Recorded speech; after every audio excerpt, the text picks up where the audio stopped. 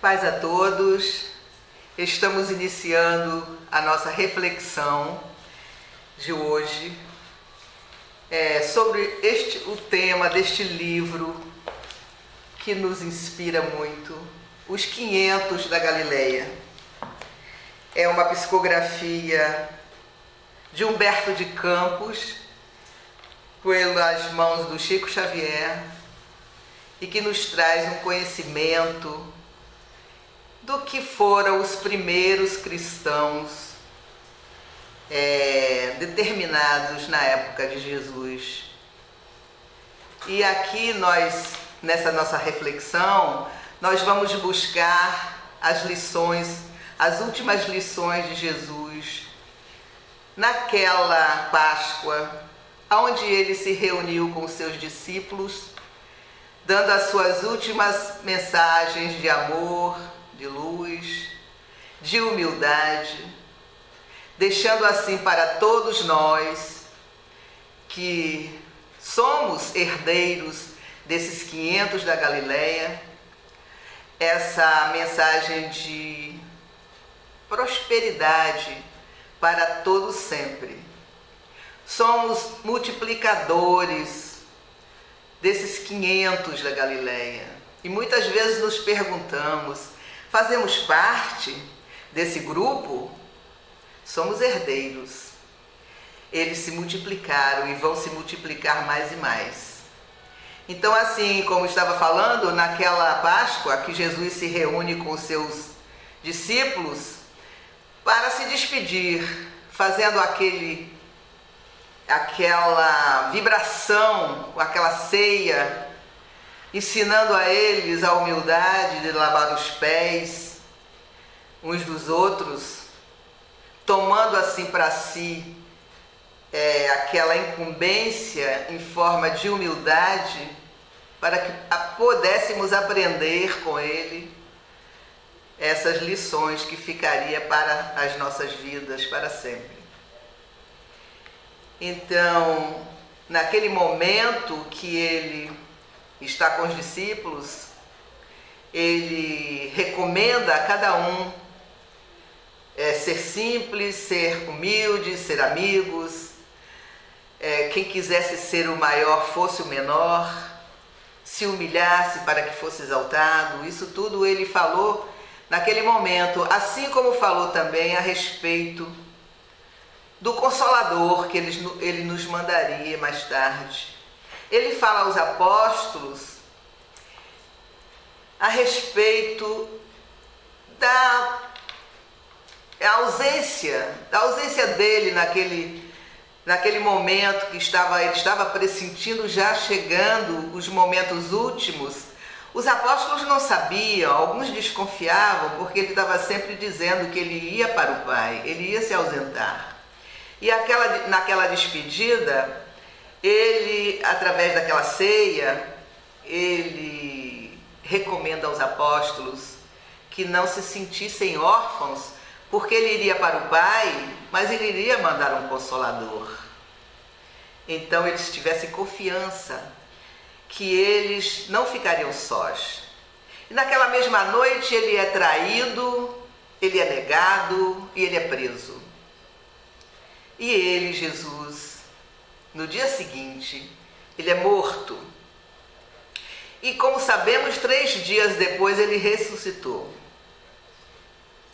Ele ressuscitou e apareceu para muitos. Apareceu primeiro para as mulheres, depois para discípulos no caminho de Emaús. Ele apareceu para os apóstolos. E Paulo de Tarso, lá na sua primeira epístola, no capítulo 15, do versículo 3 em diante, ele fala a respeito das aparições de Jesus. Ele fala que Jesus apareceu para Tiago. Tiago era irmão de Jesus, aquele que não acreditava, que não tinha Jesus como Messias. Jesus aparece para Tiago.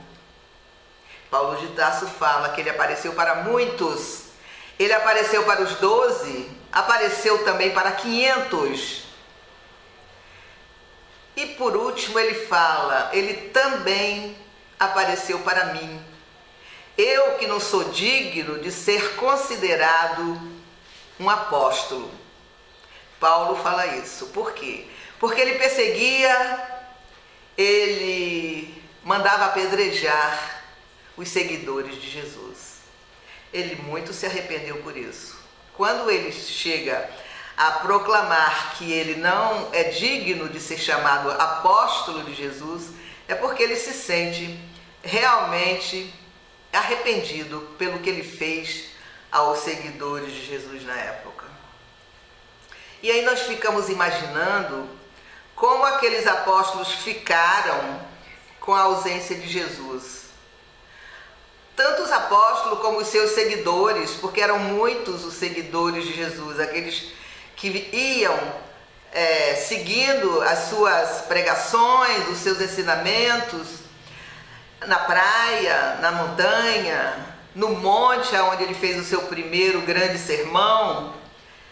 Eles relembravam esses locais com muito pesar, com muita saudade, todos eles.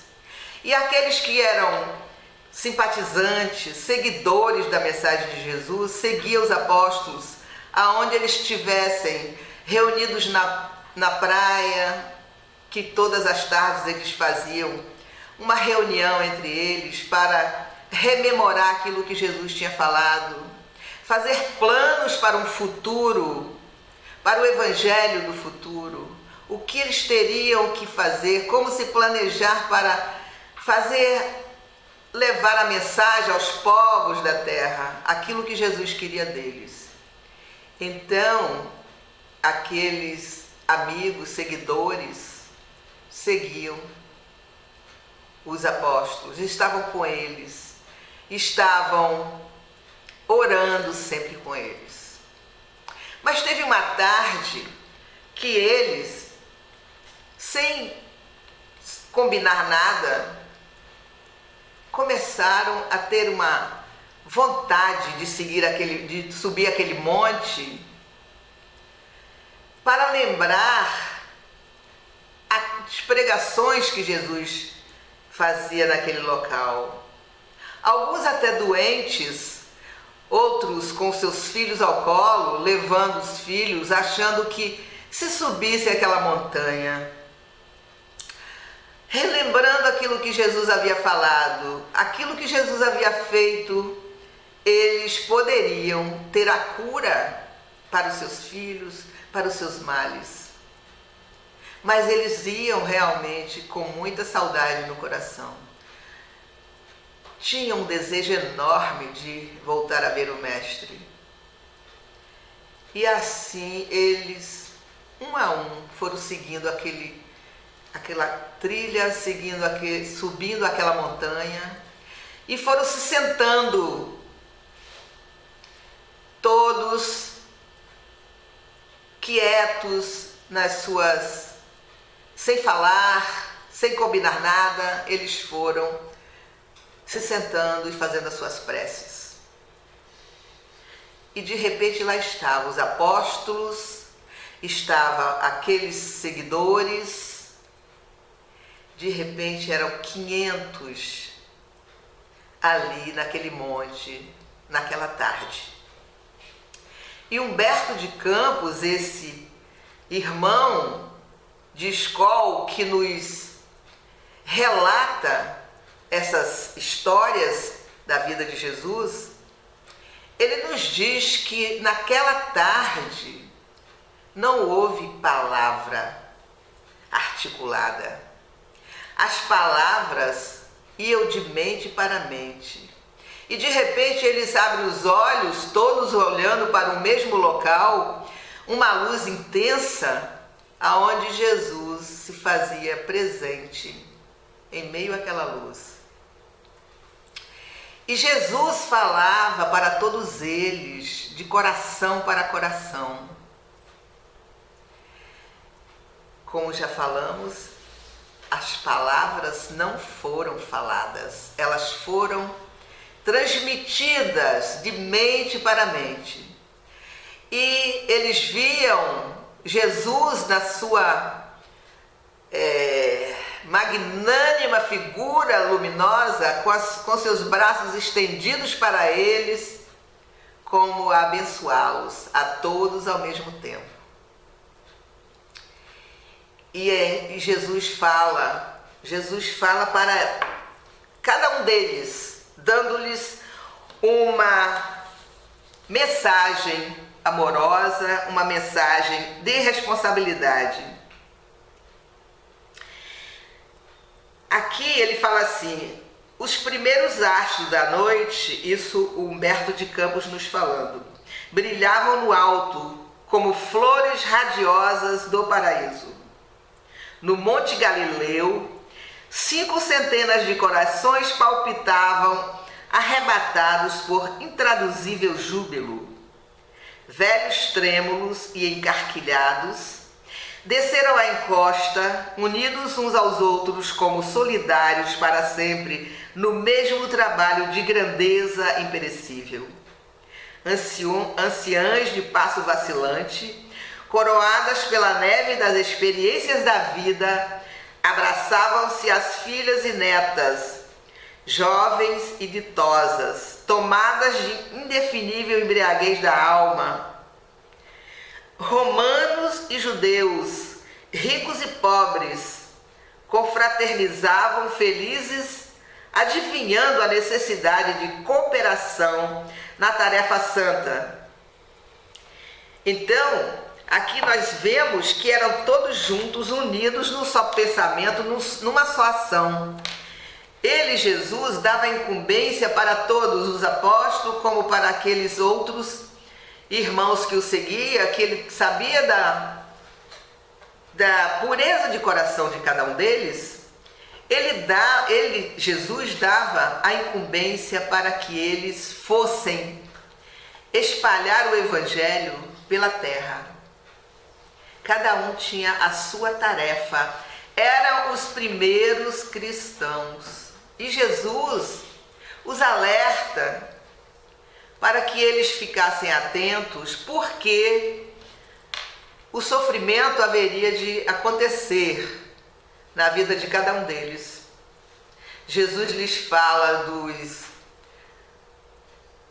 dos circos romanos, dos desesperos que haveria. Eles, como primeiros cristãos, seriam perseguidos, seriam mortos, muitos apedrejados, muitos atados a postes e incendiados vivos, assim como aconteceu com Joana de Cusa e o seu filho, que fazia também parte dos primeiros cristãos, aqueles que deram testemunho de amor e luz.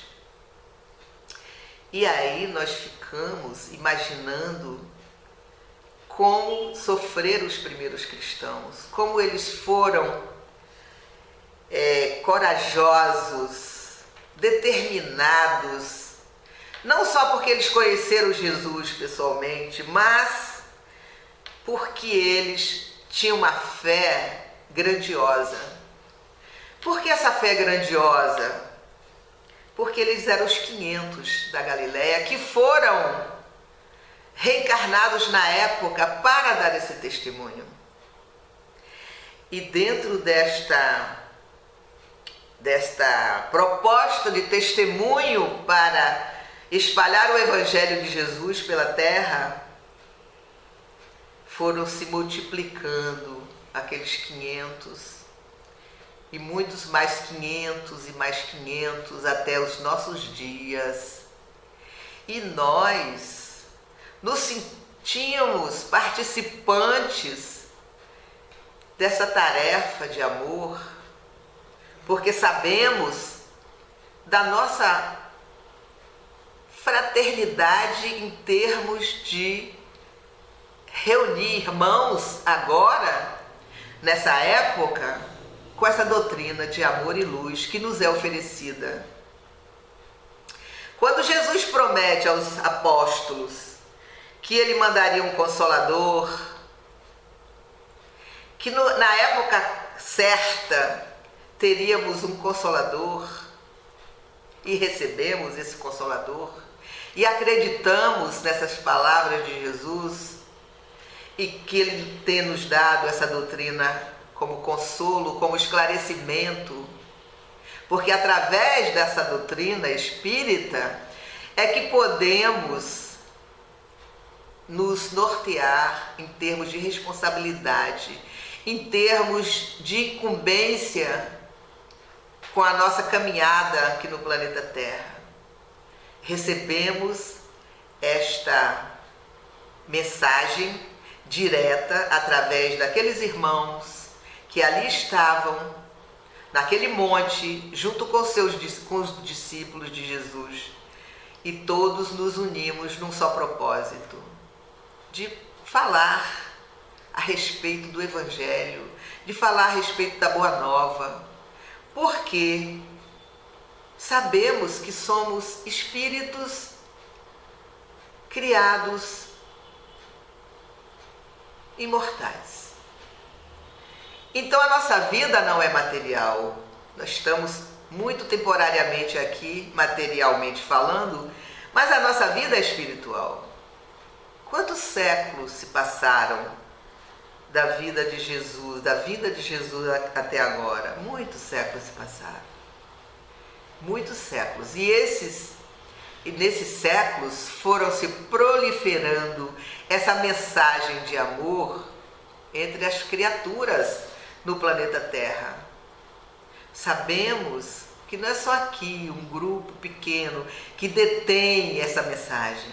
É o mundo que detém uma mensagem, essa mensagem de amor, de luz e de esperança numa vida próspera, numa vida melhor. Quando nós nos fizermos espíritos ressuscitados, nós então teremos a certeza de que precisamos caminhar sempre levando esta mensagem para sermos mais fortes e felizes, porque aqui começamos a trilhar o caminho da felicidade através daquilo que acreditamos, daquilo que buscamos, através do Evangelho, através das mensagens de Jesus, das suas promessas, mas sabemos que a nossa vida futura é muito ampla, temos ainda muito que caminhar, temos muito que aprender, temos muito que estar unidos com os nossos irmãos, assim como Kardec recomenda através da sua mensagem na codificação: espíritas, amai-vos e instruí-vos. Então, a busca que fazemos através das mensagens que nos chegam dos irmãos espirituais, assim como Humberto de Campos, Emmanuel, André Luiz, que nos manda tantas mensagens e tantos ensinos através dos seus livros, e este médium próspero, abençoado, Francisco Cândido Xavier, que nos deixou um legado maravilhoso para que possamos nos instruir, nos confraternizarmos, estarmos sempre de pronto com uma mensagem de amor para passar adiante. E queremos sempre estar com este propósito de seguirmos. As palavras de Jesus é assim: amados, a cada um se afigurou escutar na câmara secreta do coração. Eis que retomo a vida em meu Pai para regressar à luz do meu reino. São as palavras que Jesus fala para aqueles que estavam ali no monte, né? Enviei meus discípulos como ovelhas ao meio de lobos, e vos recomendo que lhes sigais os passos no escabroso caminho. Depois deles é a vós que confio a tarefa sublime da redenção pelas verdades do Evangelho. Eles serão os semeadores, vós sereis o fermento divino. Instituo-vos os primeiros trabalhadores, os herdeiros iniciais dos bens divinos, para entrardes na posse deste tesouro celeste. Muita vez experimentareis o martírio da cruz e o fel da ingratidão. Em conflito permanente com o mundo estareis na terra, fora de suas leis implacáveis e egoísticas, até que as bases do meu reino de concórdia e justiça se estabeleçam no espírito das criaturas. Negai-vos a vós mesmos, como neguei a minha própria vontade na execução dos desígnios de Deus, e tomai a vossa cruz para seguir-me. Então essas as palavras que Jesus falou para os 500 que ali estavam, sem articular palavras. Ele falou ao coração. Então ele fala mais: séculos de lutas vos espera na estrada universal. É preciso imunizar o coração contra todos os enganos da vida transitória, para a soberana grandeza da vida imortal. Vossas sendas estão repletas de fantasma, de aniquilamento e de visões de morte. Então, o que ele não faz assim uma mensagem só de amor, de confiança, só de esperança. Ele coloca para todos nós, não para nós agora que nós somos agraciados por as bênçãos de já podermos falar livremente a respeito do Evangelho, de professar a nossa fé em Cristo de Deus.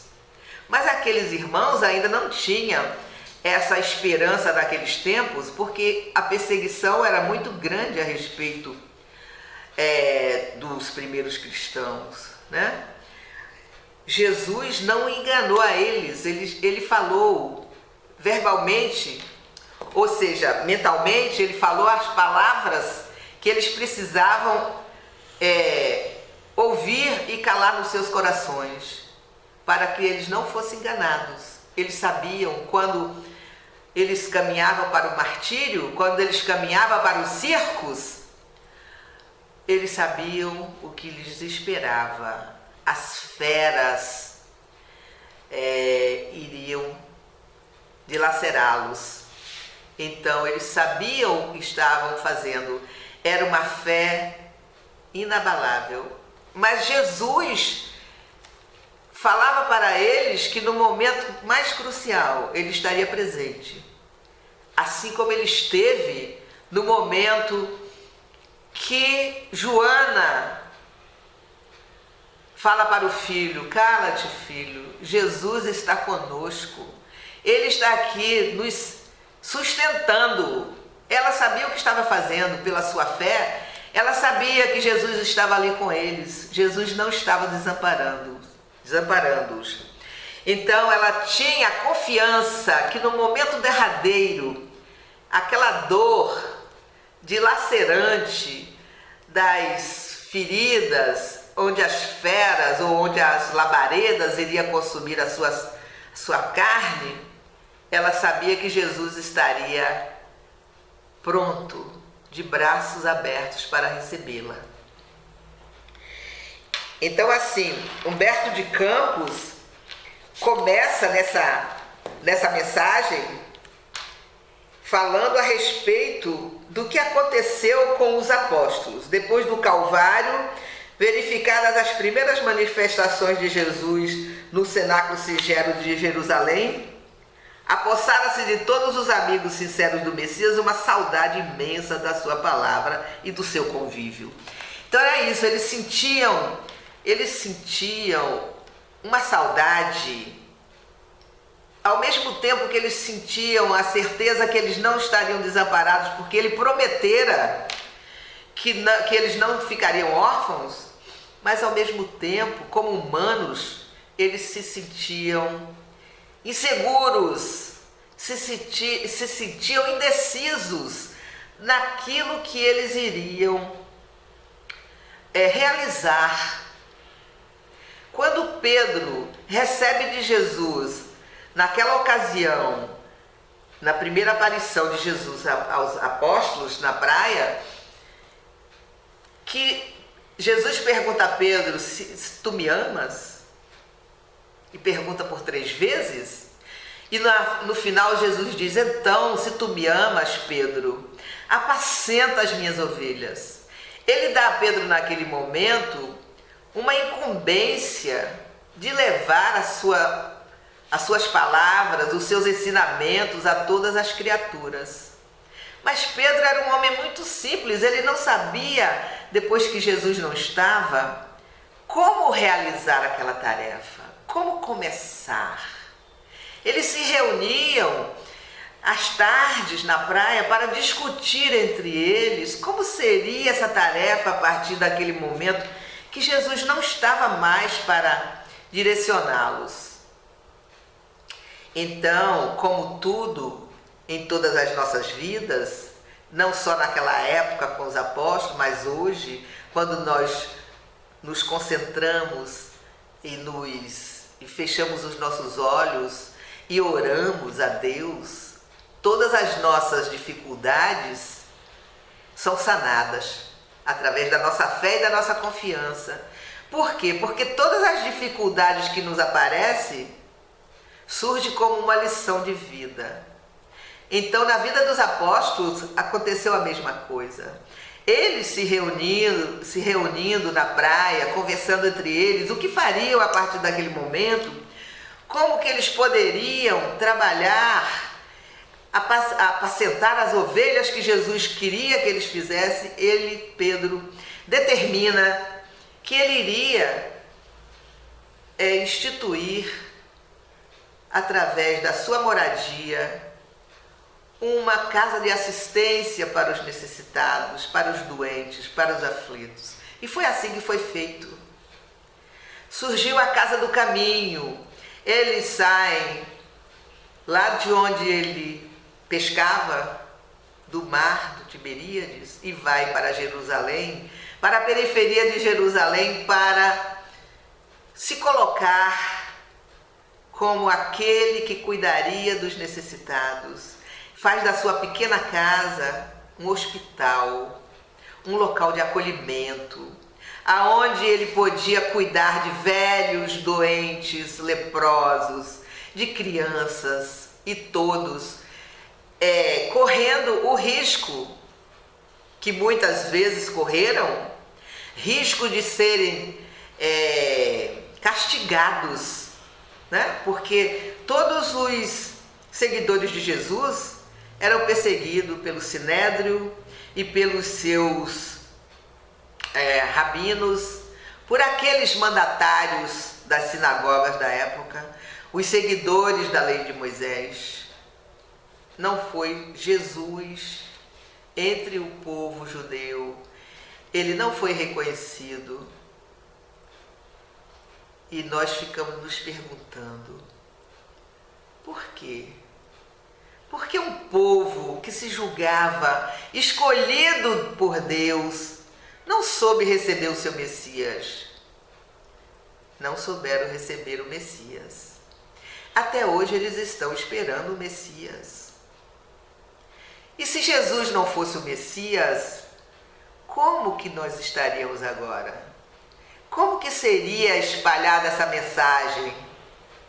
Só foi espalhada essa mensagem e só foi aceita essa mensagem porque Jesus, o Cristo de Deus, era o Messias, é o Messias tão almejado e esperado por aquele povo.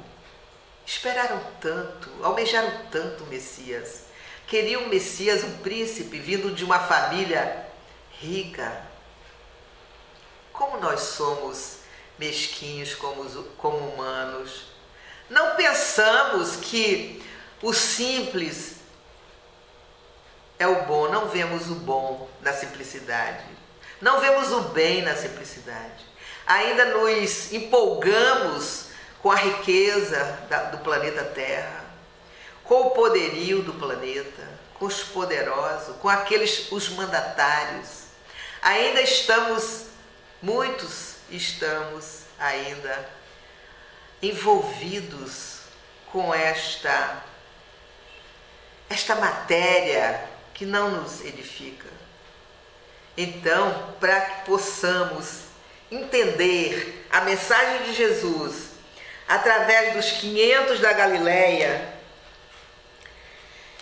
temos que seguir as pegadas do Mestre com aquilo que nos é oferecido de mensagem.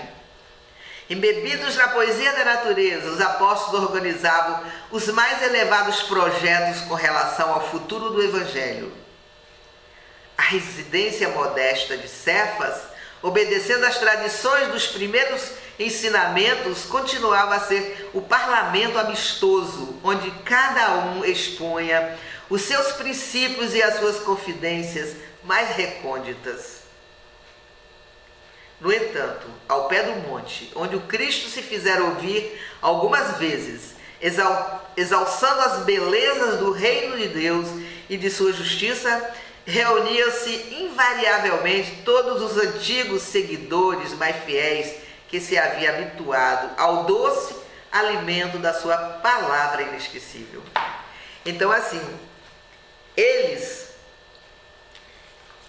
aqueles que já estavam designados a ser seus seguidores, eles estavam ali para dar continuidade às mensagens de Jesus, através daqueles velhos, daquelas anciãs, daquelas moças, daquelas meninas ainda iniciando a sua vida espiritual na mensagem do Cristo de Deus.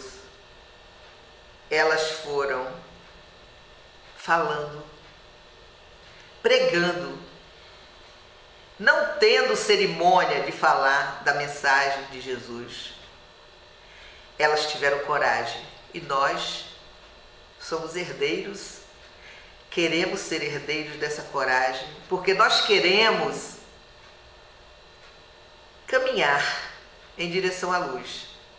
E só através das mensagens de Jesus é que nós podemos nos conscientizar de que nós estamos aqui no planeta apenas para aprender, para nos melhorar.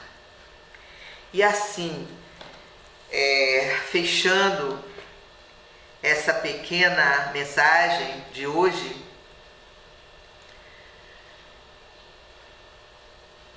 vemos aqui no livro Boa Nova as últimas palavras de Humberto de Campos, que fala assim: foram eles os primeiros a transmitir a sagrada vibração de coragem e confiança aos que tombaram nos campos do martírio, semeando a fé no coração pervertido das criaturas. Nos circos da vaidade humana, nas fogueiras e nos suplícios, ensinaram a lição de Jesus com resignado heroísmo. Nas artes e nas ciências, plantaram concepções novas de desprendimento do mundo e de belezas do céu. E no seio das mais variadas religiões da terra, continuam revelando o desejo do Cristo, que é de união e de amor, de fraternidade e concórdia.